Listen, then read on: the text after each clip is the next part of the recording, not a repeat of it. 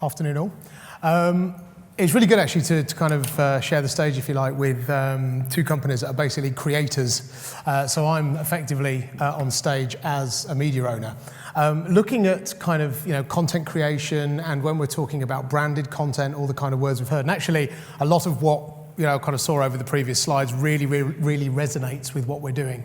I thought it'd be quite good to actually give you an idea about how we create content, because the audience we have and who we are, the LADBible, and as you said, I'm sure you've seen us in your Facebook feed quite a bit. So when I'm talking about this, I really wanted to give you quite a bit of insight, hopefully, into how we work, what we do, and kind of how we create hopefully great content in the main, but how we're able to kind of do that with partners to apply that out so you can see kind of the key things that are kind of behind it. So a little bit of a playbook in here about how we create content.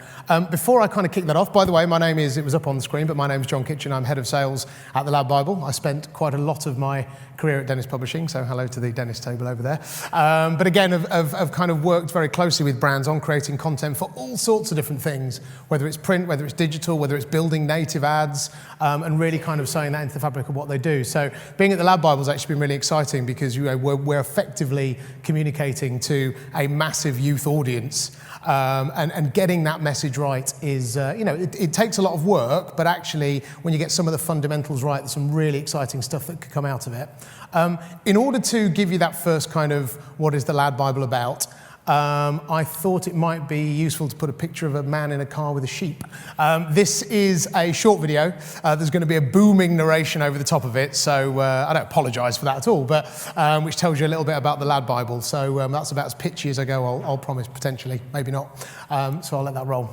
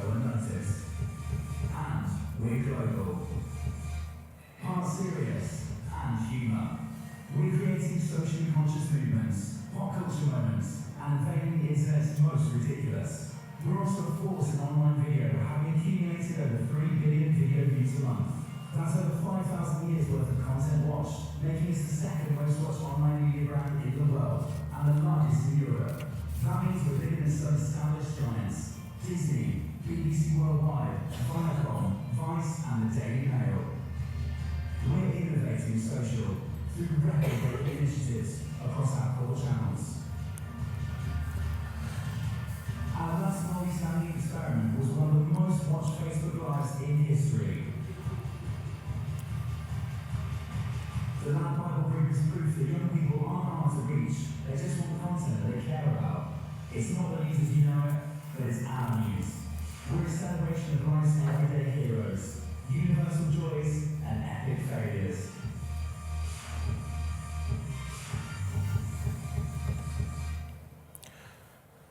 So just in terms of that video, again, booming narration over the top and all that lovely stuff, but actually quite a lot of the content that you see within that is that's content that we've created this year.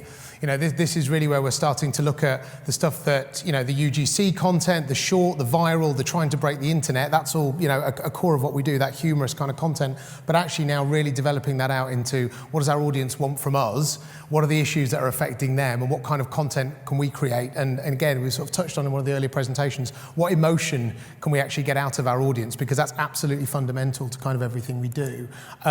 Just to give you a bit of an idea about what we actually look like, because, you'll know the LADBible LADBible and the word is used, but we're, the LADBible group are all of these brands. And it's always really important, I think, when I'm talking about what we're doing to put these up. I do, like the word pop culture. It kind of, I always say this, but I've finally started to say sick, which has taken me a little while. Everyone on my team does, but, I'm finally getting there. But all of these brands are kind of absolutely core to what we do. They're all verticals. It's all pop culture, and that's what our kind of audience is about. So Lad, Sport Bible, Pretty 52, which is female focused. But again, when we're creating content, video content, partnership content for all of these parts, we have to think in a slightly different way, but at the same time knowing what our audience kind of wants back from us. So in Food Bible, we will be creating the really fast kind of recipe stuff that we know will get people excited, that kind of food porn angle, and kind of building that out. With Sport Bible, it can be anything from reporting on kind of, what's happening in the transfer market, it could be stuff about the latest trip, or it could just be some cool stuff that kind of freestylers, the kind of techie stuff that's going on. That really works as well. So it's always thinking about that different angle, and we think about the time of day, we think about the channel, we think about the social channel that might be going out on, and integrating that together. And we're always kind of looking at the response that we get back from our audience as well. So I will talk a little bit, through all of this, kind of about the idea of kind of authenticity, because it's so important that we get that right. And what we're thinking about all the time is how we can take that to potential partners, to potential advertisers, and kind of bring that authenticity to them when we kind of build that content out. You see him pop up occasionally, and we still think he's a great representation of what we do. So we'll do it nice and slowly. So we are part serious and part humour. We're known for humour, I would say, but actually now more and more, serious content is threaded into everything that we do. So again, if you can kind of read the words up there, a dank meme, bit of a laugh, but then also dealing with really, really serious issues too, that general kind of shit show that's growing up, that applies to kind of everything that we do and in the way that we think. So what do I mean when I'm talking about those kind of different types of content? So to give you an example, on the serious side, and this actually isn't a commercial partnership specifically, but I think it really demonstrates the point quite well. We launched a campaign a couple of months ago now, it's about 8 weeks, time goes so quickly, called You OK Mate. And basically we kind of looking at our audience and knowing quite a bit about them, generally kind of depression and suicide is actually a really serious issue, particularly for young men kind of around 18 to 24. So it was really a campaign that we wanted to create, which was to get that kind of audience talking to each other. So that was what the sort of bedrock of that were 3 kind of documentary pieces that we created.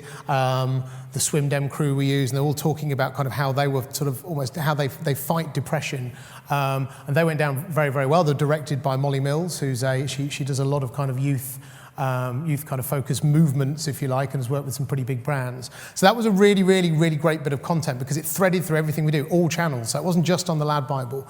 We're running that across everything and set up that kind of and that's kind of running now and is doing really well. And we're always looking at those kind of issues. But serious can also be stuff that's happening now. We're looking at the election, the US election.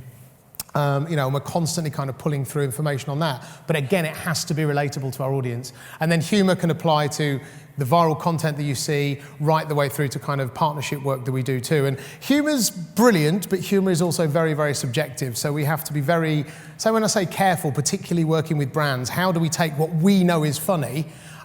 Because what a brand may think is funny and what we know that our audience thinks is funny aren't necessarily wrong on either side, but it's about bringing those two things together. And that's very, very important when we're reaching out and working with brands on the kind of content that we create. So that's something that is fundamental to again, everything that we do. We're building it. And we also have a set of core values. We absolutely have to be authentic or our audience will turn off immediately.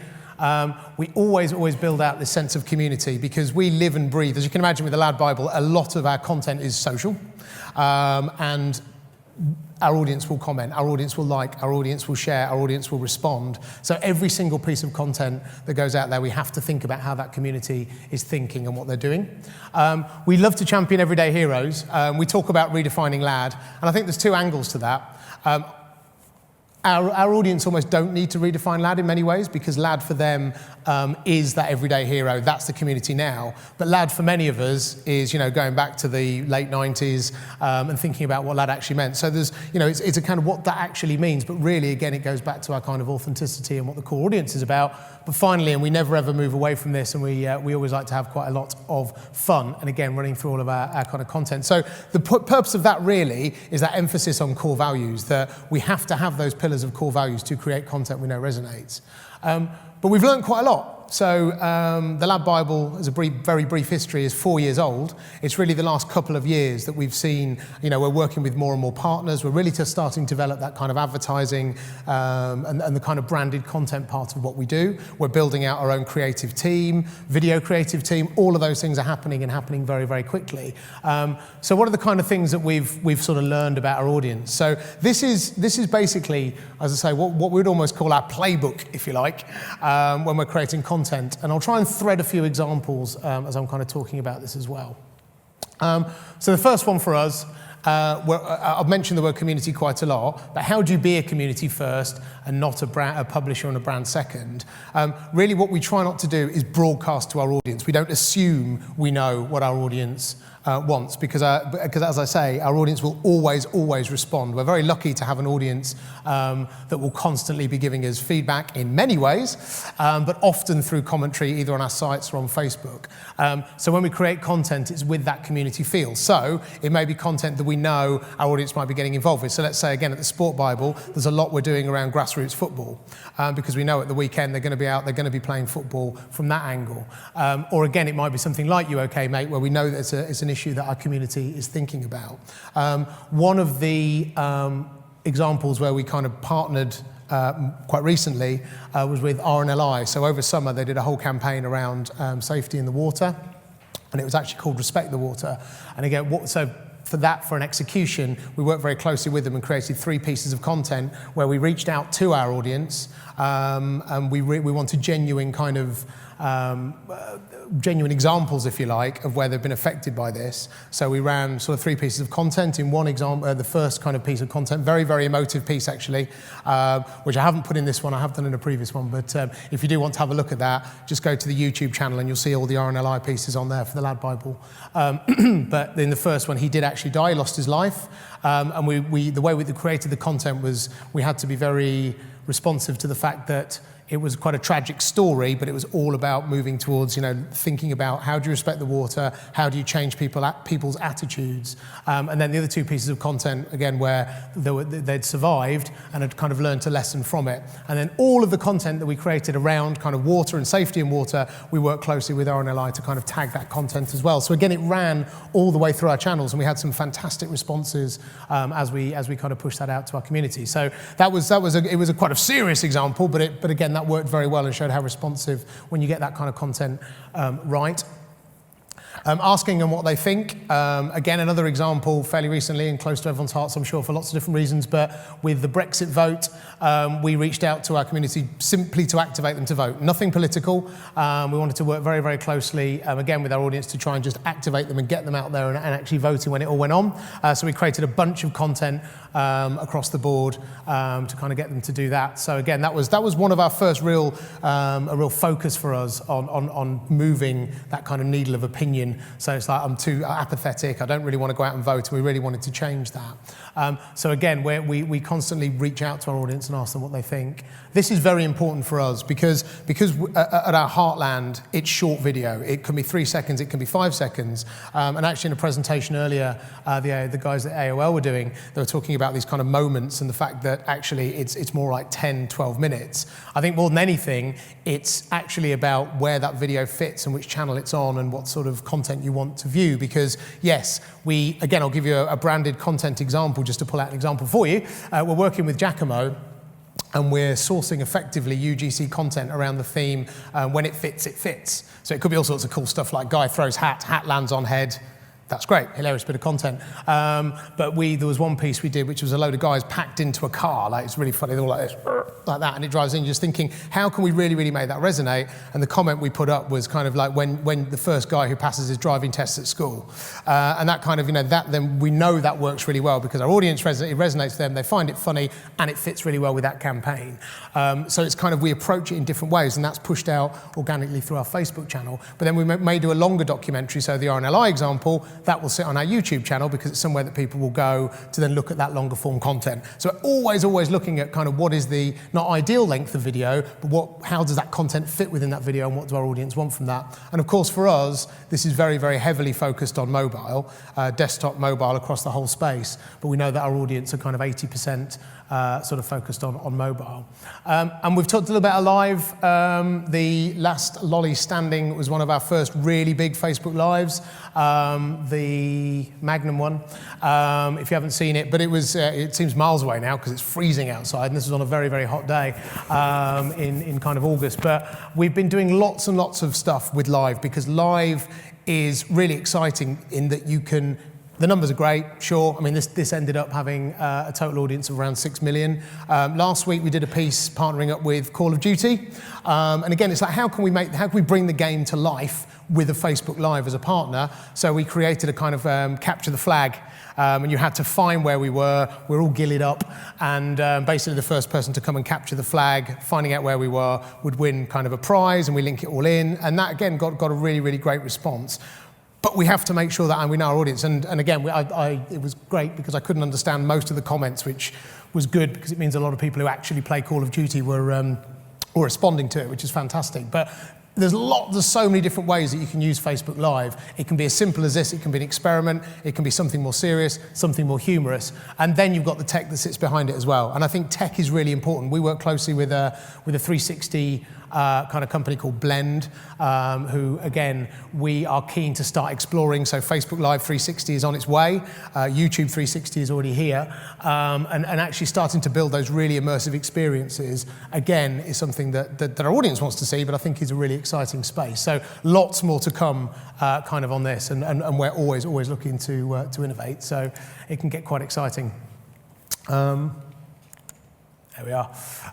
Treat every platform differently sounds really obvious. But again, this is around not just video, but also how we push our content out. So if it's on Instagram, or it's on Snapchat, or it's a push through Twitter, or it's on Facebook, we have to think about how our audience will respond to across those different platforms, and on our site, of course. So what we've recently done, I think I'll talk about it in a sec as well, but quite exciting for us. We've got a couple of guys who are 16 years old who've joined the company, which is basically the reason we've employed them is they have 1 million followers on Instagram, which they've built. So they absolutely understand the channel inside out. And we want to bring guys like that in so we can sort of further understand our audience. So there's kind of, that works really, really well. And it's about having that breadth of experience within the business too, so that we can always, again, take our content, which is editorial, and also take branded content and take the two together.